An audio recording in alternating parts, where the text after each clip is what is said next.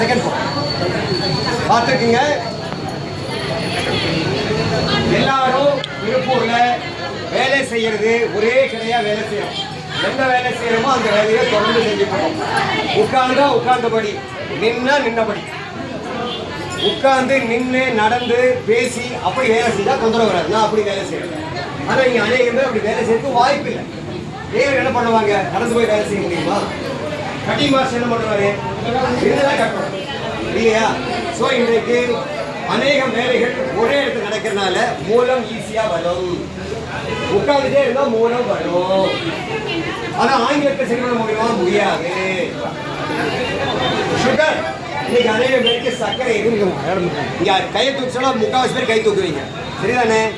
முக்காவாசி பேர் சர்க்கரை இங்க இல்லாத ஆளே கிடையாது.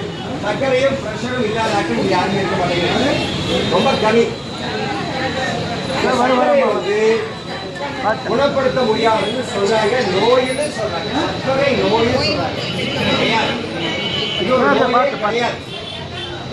நம்ம முறையா சர்க்கரை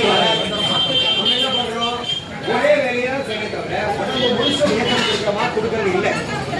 உடம்பு முழுசு இயங்கினா சர்க்கரை நோய் வராது. நம்ம என்ன பண்றோம்? உட்கார்ந்து உயரத்துல இருந்தா சர்க்கரை நோய் வரும், மூலம் வரும், சர்க்கரை வரும், பிரஷர் வரும். சகலத்துக்கு காரணம் உங்க வேலை. அப்ப என்ன பண்ணணும்? வேலை செய்யறது போக மிச்சம் வெயிட்டுக்கு வந்ததுக்கு அப்புறம் கொஞ்ச நேரம் அந்த உடல் உறுப்புகளுக்கெல்லாம் வேலை கொடுக்கும். எங்க செய்யறோம்? பிஸிங்கிறோம், எங்கெங்க நேரமே இல்லைன்னு சொல்றோம், நேரமே இல்லைன்னு சொல்றோம்.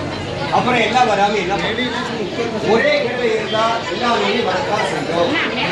வேலையை மாற்றி மாற்றி செஞ்சா நோய் வராது. வேலையை மாற்றி மாற்றி செஞ்சுவாங்க, நோய் வராது. சரியா? அதனால இருங்க இருங்க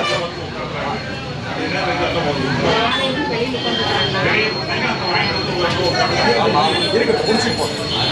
ஆக இந்த பிரஷரு, இந்த சர்க்கரை நோய், இந்த சுகரு, இது எல்லாமே வந்து சித்த மருத்துவத்துல ரொம்ப அழகா தீர்க்க முடியாட்டி கண்ட்ரோல் பண்ண முடியும்.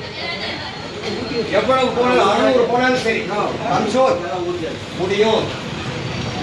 வீட்லயே இருக்கு மருத்துவம், ரொம்ப ஈஸியான மருத்துவம் இருக்கு. உங்க வீட்லயே இருக்கு. அந்த டப்பா, அந்த வெந்தயம் போட்டுட்டீங்க வீட்டுல, வெந்தயம், அப்புறம் என்ன போடுறீங்க? இஞ்சி, அப்புறம் பூண்டு, திப்பிலி, மிளகு எல்லாம் யாரும் யூஸ் பண்றோம்? ஒரு ரசத்தை கரைச்சி புளியை கரைச்சி ஊத்துனா ரசம். ஒரு சாம்பார் பொடியை வாங்கி உள்ள போட்டா சாம்பார்.